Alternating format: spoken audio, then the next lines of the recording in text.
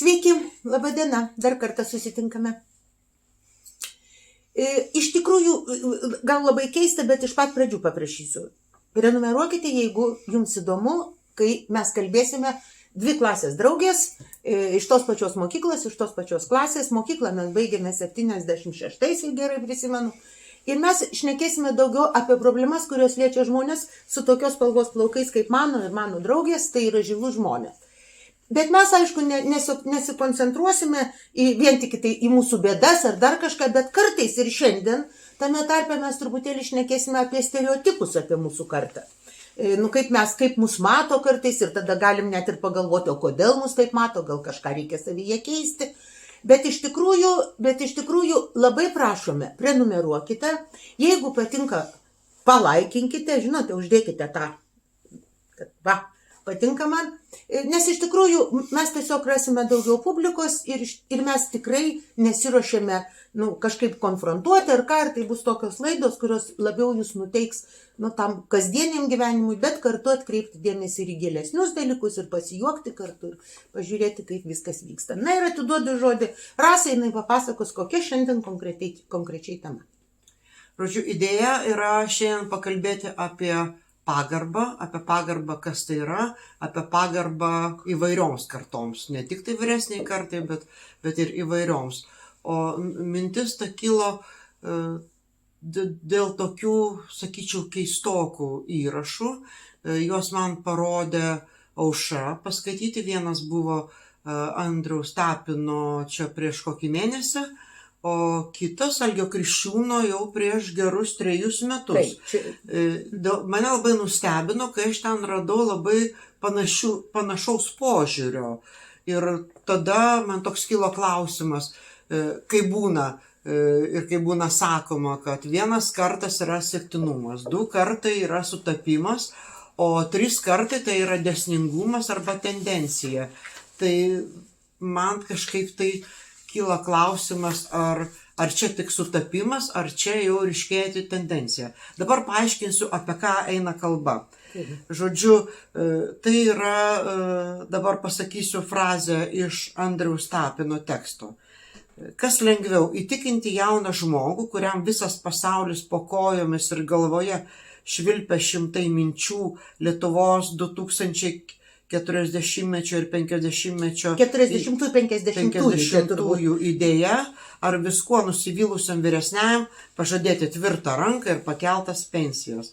Pirmiausiai, mano nuomonė, taip kuriamas yra negatyvus vyresnio amžiaus žmogaus įvaizdis, nes tai pateikiama kaip apibendrinimas. Štai toks negatyvus yra. Jaunimą domina ateitis ir dar kažkas, o mus, šiaip tai aš dar 2040-ais ir turim daug galimybių gyventi. Tai turėtumėm rūpintis. Dar 50-osius galim sulaukti. Ir toksai nepagarbus požiūris į vyresnį žmogų, koks jisai netikęs yra, koks jis nusivylęs, rūpi pensija, tai mane tai nustebino. Ir tada, kai Aušra man parodė kitą tekstą, kurio jinai susidomėjo vėlgi dėl ten pateikiamų negatyvų, tai atradau štai tokią vietą tame tekste, Algio Kriščiūno dabar jau prieš 3 metus rašytame.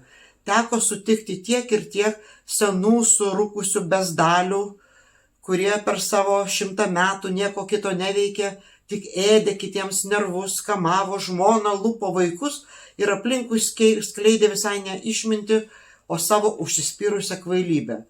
Ir dar daugiau mačiau jaunų žmonių, kurie net 30 nesulaukia, padarė nuostabių dalykų, visuomeniai naudingus verslus, labdaros ir gelbėjimo iniciatyvas, mokslo ir technologijų ir literatūros šedevrus.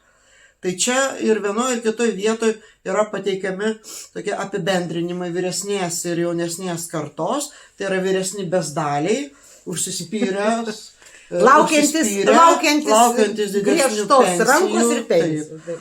Ir jaunimas nuostabus, turintis idėjų, nuostabus dalykus darantis. Tai tekstus skiria 3 metai, bet gal tai jau panašu į tokią ryškėjančią tendenciją, taip nepagarbiai vertinti vyresnę kartą, lyginant su nuostabiu jaunimu. Ką tu manai apie tai, Aušra? aš manau, kad šitie tekstai iššoka tiesiog. Jeigu jūs suvedate, ten Google paieškoje suvedate seno žmogaus stereotipai apie senus žmonės ir išmeta Kasčiūno tekstą pirmų numerių. Aš nežinau, aš truputėlį šokiruota, kur jau tas Kasčiūnas sugebėjo matyti tiek tokių žmonių ir kur jis iš tikrųjų gyvena. Juolab, kad aš Algį pažįstu, tai labai sunkiai Kriščiūnas. Bet aš niekada, žiūrėkit, aš jį pažįstu ir aš tikrai žinau net ir kur jis gyvena ir nelabai tikiu, kad ten daug tų vaikšto, kur žmonas muša ir ten baisus dalykai vyksta. Nu, aš net nežinau, kaip tą žodį ten įtraukti. Bet kad ta tendencija ir, pavyzdžiui, bet Facebook'e sklandantis tos dalykas, atimk iš babos pasą, kad nenueitų ir neteisingai nepabalsuotų. Apie tai mes dar būtinai pašnekėsime ir aš ketinu tam visus kitus metus iki rinkimų šnekėti. Apie tai, kas kai balsuoja ir iš kur tapinai traukia. Tapinų čia daug tų influencerių, kuriems reikia ten ir visą kohortą. Aš juos seku, dėl to man ir mintis atėjo. Aš matau, kaip jie iš tikrųjų transliuoja tam tikrą iš tikrųjų neapykantos kalbą. Jie vieną pusę kovoja su atseit botais ir dar kažkas vidė daro labai panašius dalykus moralinę prasme. Ir tada mes galime, pirmas klausimas, kur aš manau, ir mes čia kai svarstame, kaip tą visą klausimą galima būtų žiūrėti, tai pirmas klausimas yra iš tikrųjų apie pačią pagarbą. Tai kas yra pagarba? Tai mes paprastai esame linkę įsivaizduoti. Aš jį gerbiu ir tai matau kaip jausmą. Taip, šitas man patinka, aš jį gerbiu, jis nuostabus. Tikrai toks yra mūsų galvose tarsi modelis to viso. Bet iš tikrųjų, tai tikrai nėra vien tik jausmas. Taip, tame yra jausmo kažkokio tai pripažinimo, dar kažkokio, bet tai yra gerokai gilesni dalykai. Pirmiausia, tai yra moralinė laikysena kiekvieno žmogaus. Tu tiesiog pripažįsti, kad kitas savaime turi vertę. Ir nesvarbu, ar tai yra mažas vaikas, ar tai yra paauglys, ar tai yra, tarkim, to darbingo amžiaus žmogus, ar jis jau senas žmogus. Jis yra žmogus ir kaip toks jis turi vertę. Krikščioniška antropologija, tai yra mokymas apie žmogų, tuo ir remiasi žmogaus orumo principu. Jeigu jau čia skelbėmės, kad jau čia esame Marijos žemė ir visi labai tikintis, tai ta prasme tikrai tas labai svarbu. Antras dalykas, tai yra dar labai svarbus pagarboje santykis ir jį tai mes tikrai labai pametam Lietuvoje ir kur tas santykis yra, tai yra vidinė nuostata, kad kitas nėra instrumentas tavo interesams. Pavyzdžiui, kada jūs girdite tokį dalyką, kad atimk iš babos, čia ne mano sugalvotas, bet tikrai Facebook'e be vargo rasite, atimk iš babos pasą. Man atrodo, kad net tokia akcija buvo per kažkokius rinkimus. Taip, čia jau ir ne pirmus rinkimus. Ir čia ne tai, kad atsitiktinai, jinai tiesiog yra rutuliama. Tapinas netgi paskelbė, kad dabar jau jaunimas eis ir aiškins seniems žmonėms, kaip jam balsuoti. Aš nežinau, aš skaitau Tapino mamos įrašus, tai mano supratimu labai ir šiaip aš prisimenu, tai yra puikiai mokytoja Tapinė, geras knygas rašo. Jis įdomu, ją irgi taip traktuoja, kaip tokį, daiktą. Aš tau čia pasakysiu, kaip balsuoti. Aš su savo vaikais esu ne kartą balsavus skirtingai. Arba, balsuojame dažniausiai tą pačią pusę, bet vis vien turim skirtingas nuomonės, bet man jų nuomonė yra svarbi ir įdomi. Ir netgi labiausiai yra įdomi tuo, kai jinai yra kitokia. Tai čia jeigu vienodi. Ir jie visada labai klauso ir sako, mama, tu ten ne taip darai. Ir mes diskutuojame. Bet aš gerbiu jų nuomonę. Aš nežinau, iš kur Tapinas šitą ištraukė, kad visus mus reikia mokinti. Šiaip tiesą pasakius, Tapinas buvo dar vaikas, kai aš birželio 3 dieną sėdėjau Mokslo akademijos salėje ir steigiau sąjūdį, o grįžtam prie Rasos. Rasa yra žmogus nukentėjęs nuo sovietinės, praktiškai... Nuo sovietinio režimo, nuo KGB. Nuo KGB ir darė taip, dokumentai yra. Ta prasme, kodėl Tapinas įsivaizduoja, kad kažkokie vaikai iš kažkokios mokyklos gali mudviem patart, ką mes turim daryti. Ir tikrai mūsų dabar klauso daug žmonių, kurie turi savo nuomonę. Ir jeigu jų nuomonė nesutampa su Tapino, tai tikrai nereiškia, kad Tapinas yra teisus. Jeigu jau mes gyvename šitokioje šalyje, kurioje yra demokratija, tai tikrai Tapinas turėtų tą vidinę nuostatą. Kitas nėra tas daiktas, kuriam paduosi pasą, kad subalsuotų taip, kaip nori Tapino chebra. Tai čia blogai. Trečias dalykas yra pagarba dar ir elgesio norma. Na, iš tikrųjų, jeigu tu tą žmogų į stereotipą suvedi, nu, vat kaip šiais abiem atvejais, jie tokie, ten kažkaip netaip balsuoja ar kažkas, tai iš tikrųjų tu, mano supratimu, va čia ir yra ta mūsų didžioji bėda, kad mes ne į žmogų kaip tokį žiūrim, kas ir yra iš tikrųjų tos modernios ir tarp kitko krikščioniškos antropologijos, krikščioniško žmogaus matymo pavyzdys. Žmogus yra pirmiausia vertas, nes jis yra vertas, tikintis žmogus gražiai pasakytų, jis yra Dievo kūrinys ir kiekvienas, net ir tas, kuris mums žiauriai nepatinka, yra sukurtas pagal Dievo atvaizdą, jeigu jau tikime. Tai iš tikrųjų tai va, tas santykis turėtų būti kitokius. Taigi, iš tikrųjų, pagarba nėra vien emocija, tai yra labai gilus buvimo kartu pamatas. Ir ir pagarba reiškia ne tai, kad tu turi idealizuoti vieną ar kitą grupę, vieni labai geri, visur yra visko, yra gero ir blogo, bet nereikia žmonių daryti stereotipų.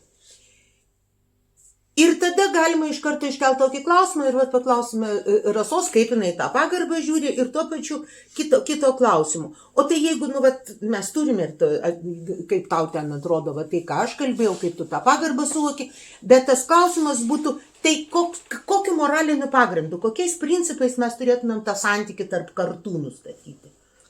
Na, kalbant apie kartas, tai yra toks dalykas, kad kartos negali egzistuoti viena be kitos, patinka joms tai ar nepatinka. Ten, ar gerbia, ar vertina, ar nevertina. Dėl to, kad kiekviena karta egzistuoja dėl vyresnės kartos indėlio į kartą, kur yra šiuo metu, o šiuo metu esanti karta, jį formuoja sąlygas ateities kartoms ir toks yra tęstinumas. O kaip negali egzistuoti izoliuotai? Dėl to, kad vaikai yra priklausomi nuo suaugusiųjų, kurie jais rūpinasi, kurios globoja. Tie suaugusiai yra priklausomi nuo vyresnės kartos žinių, patirties, išminties, tai ką jiems buvo suteikta, o pati vyresnioji karta yra priklausoma jau nuo jaunesnių kartų rūpesčio, nuo socialinių struktūrų, nuo socialinių paslaugų ir tai turi suktis ratu, todėl, kad jeigu tai nesisuks ratu, kad tas ratas subirės ir tada bus visiška velniava. Tokį chaosą pasidarys. Be abejo yra toks dalykas, be tos atsakomybės, kad kartos yra atsakingos ir už vyresnės, ir už jaunesnės kartas, yra toks natūralus dalykas kaip meilė, supratingumas, yra pareigos suvokimas. Jeigu nėra meilės, tai bent yra pareigos suvokimas ir tai irgi yra svarbu. Ir mano įsitikinimu, kad žmogus nepriklausomai nuo amžiaus yra vertingas, tai aš tau pritariu, kad tai, ką tu kalbėjai. Čia tiesiog bendras filosofinis modernaus laikų nuomonės. O pagarba tai yra to žmogiškosios vertės pripažinimas. Ir moralinis santykis su kitu žmogumi. Nes mano nuomonė, be pagarbos yra neįmanomas rimtas dialogas. Be pagarbos neįmanoma, galima klausytis kitų, bet tu negirdėsi kito, jeigu nebus pagarbos. Kartais tai yra labai sunku padaryti, bet šitai reikia savyje ugdyti ir toliau. Dar yra svarbus dalykas, kaip neprimesti savo nuomonės kitam, ką bando primesti jau mūsų cituoti, asmenis. Ir kas yra svarbu, tai yra pripažinti asmeninės ribas, kad kiekvienas tokias turi ir kad jų negalima peržengti. O kalbant apie ar pagarba laikytina emocija, tai aš gal pajuokausiu, kas yra emocija ir pagarba. Tarkim, čia jau tas juokas yra, kad sėdi du tipai bare, įkaušia, prisilupia ir vienas kito klausia, aš tave gerbiu, o tu mane gerbi? Negerbi ir tada įdūda už tai. Va čia turbūt yra tokia emocija ir dar nelabai blaivi. emocija. Taip? Taip. Bet realiai tai yra visai kitas pamatas. Tu tiesiog kitame žmoguje matai tokį pat žmogų kaip tu. Tai dėl to svarbu, kad ta pagarba egzistuotų. Nes jeigu pagarbos nėra, tai tada kas yra? Tada yra menkinimas, yra žeminimas, ar ne? Yra įžeidinėjimas. Kaip, pavyzdžiui, populiarius yra tokios frazės, kaip jaunoji karta netokia dabar, kaip buvo anksčiau, suprask, anksčiau buvo geresnė. Ne, tikrai yra, jie turi savų pliusų ir puikių, aš labai myliu jaunus žmonės, jų pas mane aplinkoje yra tarp draugų daugiau net negu mano kartos draugų. Arba sakoma, tai seniai jau nieko nebesupranta, tai čia ypač dažnai kalbama apie balsavimą. Tai čia labai girdėtos frazės, kurios kuria tos stereotipus negerbkime kito žmogaus. Nes jis tiesiog pagarbos. Čia tikriausiai ant tiek yra primityvu, bet abu šitie žmonės iš tikrųjų šitoje mūsų visuomenėje yra žinomi. Abu aš juos pažįstu. Bet kai jie tą mintį sako, tai ta mintis skamba panašiai taip. Egzistuoja kažkokia riba, bet kada jau, ten 60, kiek ten tų metų žmogus senas, tai automatiškai jau ten jam reikia paaiškinti, nes jis jau ten varšelis nesusitvarkys. Tai žinot, yra daug jaunų žmonių, kurie nelabai susitvarko. Ir kaip rodo šitų mūsų nagrinėjimų tekstų, mes jums įdėsim nuorodas į tuos tekstus, kad jūs galėtumėt pasitikrinti, ar mes čia neprigalvojame. Ta proga priminsiu, kad spauskite prenumeruoti, kad galėtumėte matyti ir kitas laidas, irgi turėtumėt galimybę skaityti. Ir jeigu jūs domina tokia tema, kaip pagarba tarp įvairių kartų, tai galite spausti patinka. O aš dar noriu paklausti Aušros apie tokį dalyką kaip pagarba ir supratingumas. Tarkim, man asmeniškai labiau patinka žodis supratingumas. Tai yra, kad tu vertini žmogų tokį, koks jis yra. Tu supranti, kad jo nuomonė gali būti kitokia. Tu pripažįsti, kad jo jausmai gali skirtis nuo tavo ir taip toliau. Tai šiek tiek skiriasi nuo pagarbos. Ką tu manai apie šias dvi sąvokas? Aš tiesą pasakius, žodžio supratingumas. Čia reikėtų pažiūrėti lietuvių kalbos didįjį žodyną, ką iš tikrųjų mes to suprantam. Man atrodo, kad žodis suprasti, aš likčiau prie pagarbos. Bet čia visai nebūtinai mes turim turėti vienodą nuomonę ir netgi būtų labai neblogai. Neįsimuštis. Ne, tikrai ne. Aš galiu pasakyti, kad man pagarba atrodo šiek tiek pompastiškas dalykas. Tiesiog tai yra moralinė kategorija, mano supratimu. Ir iš tikrųjų būtų labai įdomu, jeigu jūs komentaruose mums parašytumėte, kaip jūs ten tą pagarbą, ar jūs ten jos trokštat, ar ne. Tiesiog labai įdomu, kaip jūs tai matote. Tai man pagarba yra daugiau tiesiog tas santykis su kitum žmogum, kad jis išlaiko autonomiją, jis turi savo teises ir savo pasaulį. Ir aš labai mėgstu turėti savo nuomonę, labai mėgstu dažnai sakyti sakinius, aš galvoju. Ir va čia tas žodis galvoju ir būsiu tavo supratingumu. Aš pastebėjau, kad labai dažnai žmonės išgirdę, kai aš sakau, aš galvoju, jie kažkaip įsivaizduoja, kad ir jie turi taip pat galvoti. Ne. Kai aš sakau, aš galvoju, aš tuo pačiu tarsi klausiu. O kaip tu galvoji? Tai man supratingumas į tą susivestų. Nes supratingumas pagal šaknis semantiškai jau taip, jeigu protingiau labai šnekėti, bet iš tiesų ta kalba, kaip mes suprantam žodį suprasti, jis daugiau sužinojimo, aš suprantu. Bet pagarba tu gali nesuprasti to žmogaus. Aš, pavyzdžiui, tikrai nesuprantu nei Kriščiūno, nei Tapino intencijų šitos tekstus rašyti. Aš galiu įtarti, kad vienu atveju tekstas paimtas iš žurnalo Žmonės reikia daugiau klikų, nes ten visokių keistų dalykų Algis prirašė.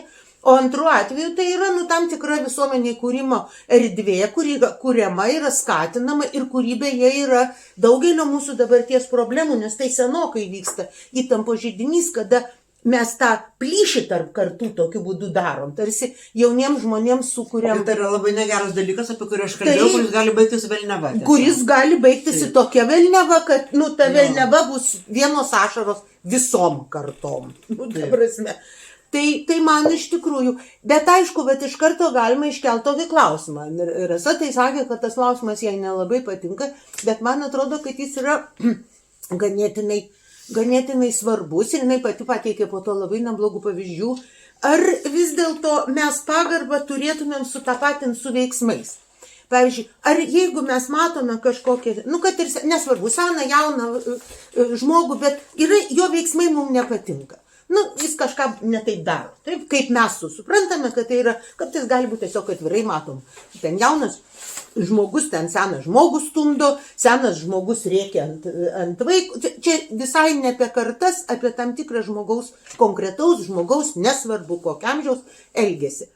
Tai vis dėlto, ar mes visiems turime tą žmogų gerbti, ar tada mes kažkaip tai pasižiūrime, ar mums verta gerbti.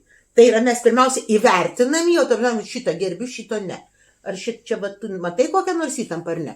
Aš tai įsivaizduoju, kad pagarba tai yra kaip ir vertinimas. Va, o jinai nėra absoliutinta, neturėtų būti, jinai nėra automatiška, kad aš tave gerbiu, po to sužinosiu, kad tu nevertas pagarbos. Tai mano va toks va yra požiūris. Mes pripažįstam, kad visi mes turim svorį, turim teisę į savo nuomonę, savo požiūrį, neturim teisę kito žmogaus žeminti, menkinti ir taip toliau, bet tai jau truputį, bet tai nėra automatizuota pagarba. Mano toks požiūris yra. Aš manau, kad jis yra ganėtinai paplitęs.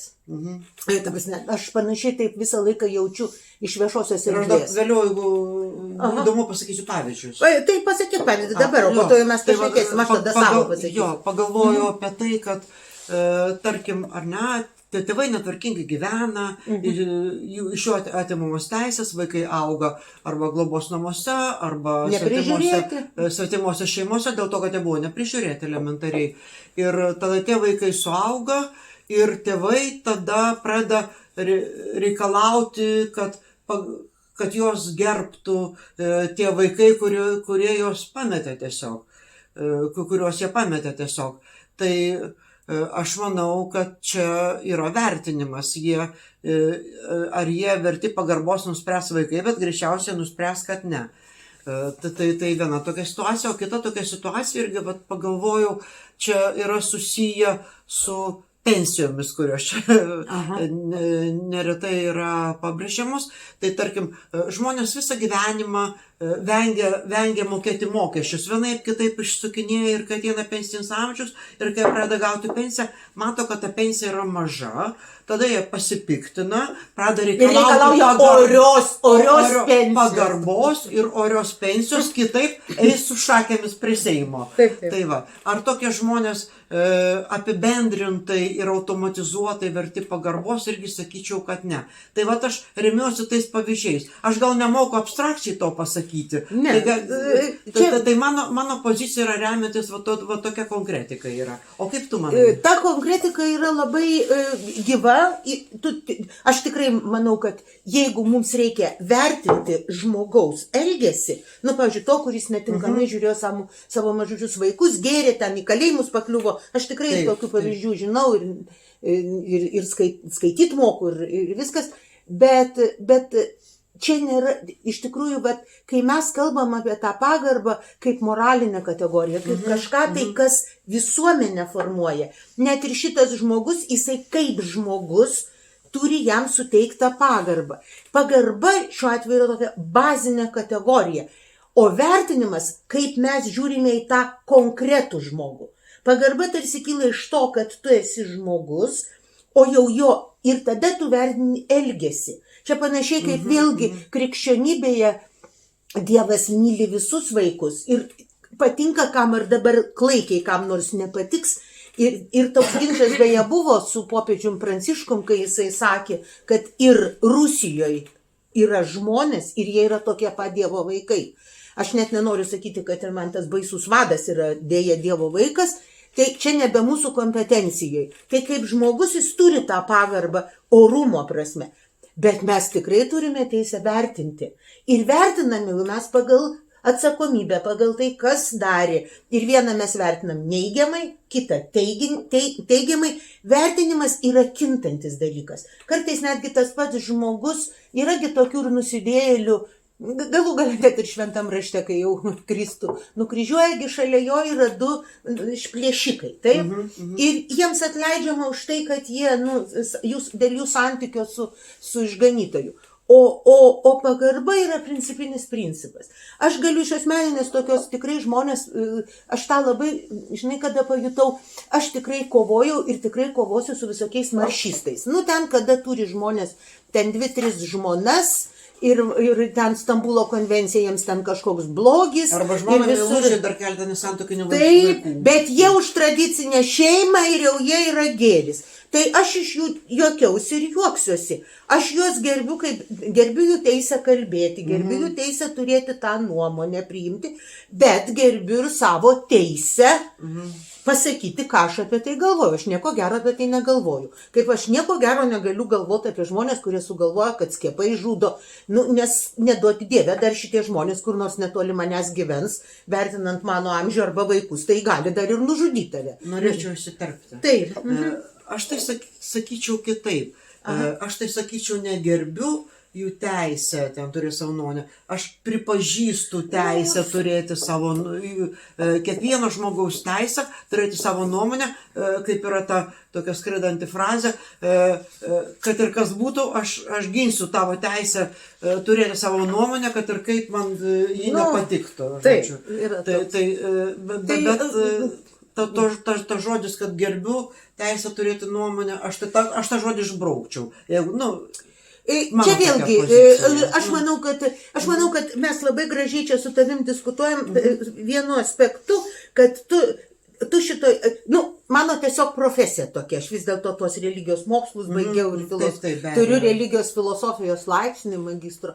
Suprantate, tai aš kartais esu lyg tarsi truputėlį tokia pakylėta. Iš tikrųjų, tai nėra, kartais mums iš tikrųjų norint susitarti dėl dalykus, ir čia irgi mano visa akademinė karjera, mes turėtumėm labai aiškiai žinot savokas. Tai tame moralės lauke yra linkstama, kad pagarba yra pripažinimas žmogaus orumo dėl to, kad jis yra toks.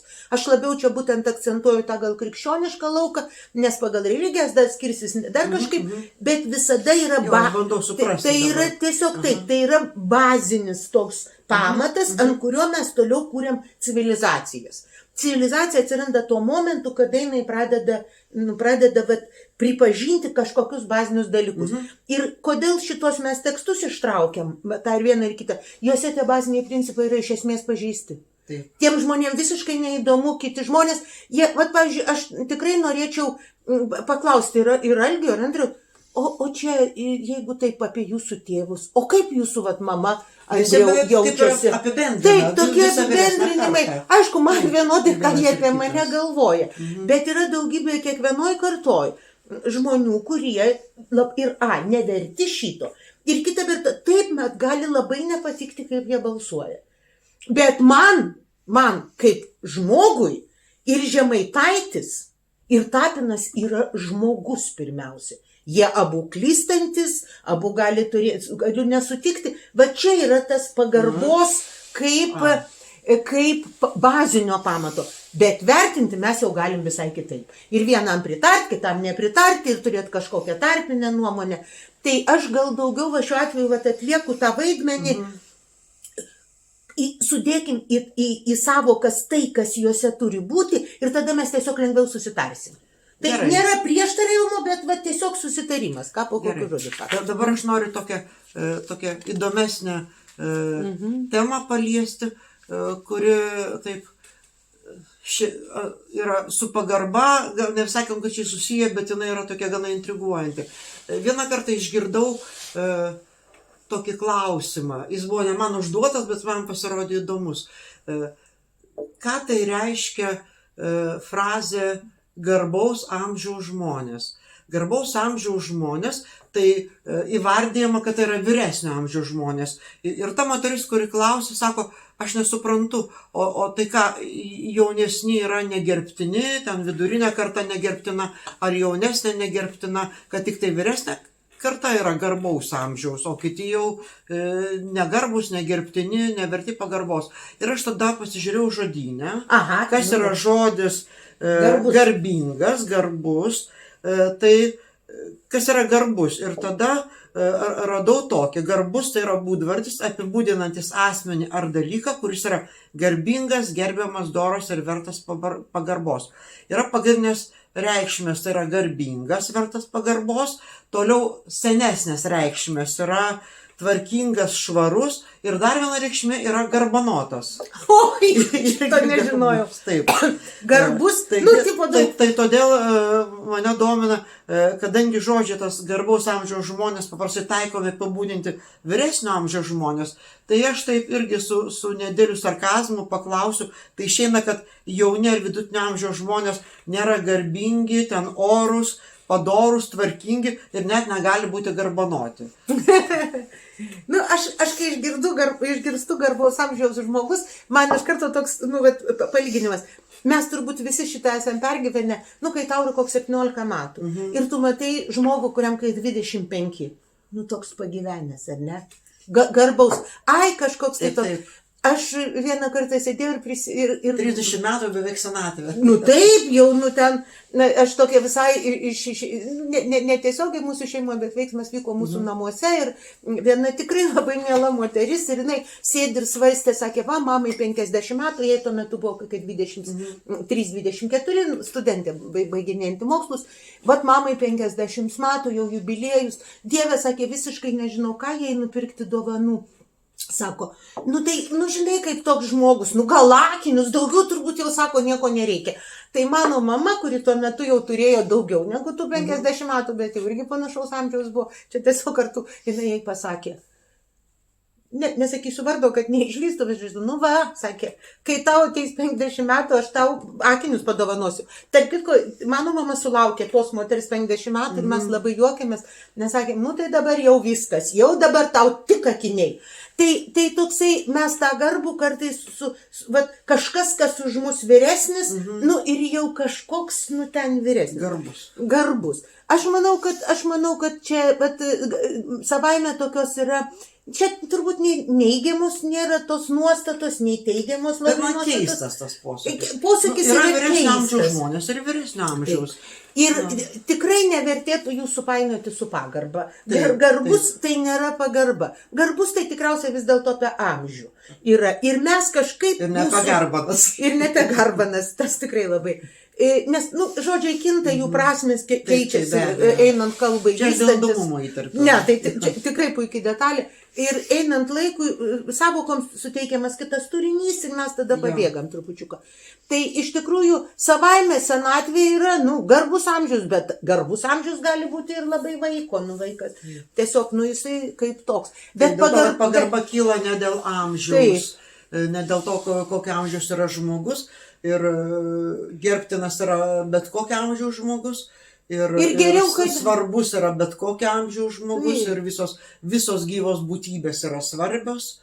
Ir tarsi užbaigdama galėčiau pasakyti, jeigu jau čia, kad nenusibotumėt.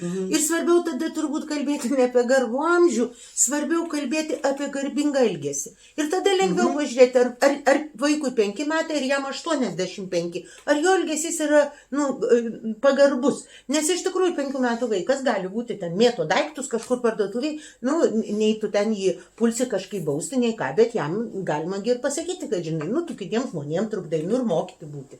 O aš pabaigai norėčiau pažymėti, kad vis dėlto, kai kalbame apie kitus žmonės, tai ar jūs juos gerbėte, ar negerbėte, ar gerbtini, ar ne, tai bent jau nežeminkite, nenuvertinkite, neįžeidinėkite, dėl to, kad, tai yra tokie dalykai, kurie atskleidžia jūs. Ne tos žmonės, bet labiau jūs pačius, kai jūs šitaip elgiatės su aplinkiniais. Mano gal ne patarimas, bet toks įsivaizdavimas būtų, kad vis dėlto supraskime, kad žmogų gerbėme, nes jis žmogus, o vertinam jo elgesį. Ir tada, kai tu vertini ne žmogų ir nesakai, kad jeigu tu senas, tai iš tavęs jau nieko nebus. Nei pirmiausia, visi tie tapinai žino, už ką ten kas balsuoja.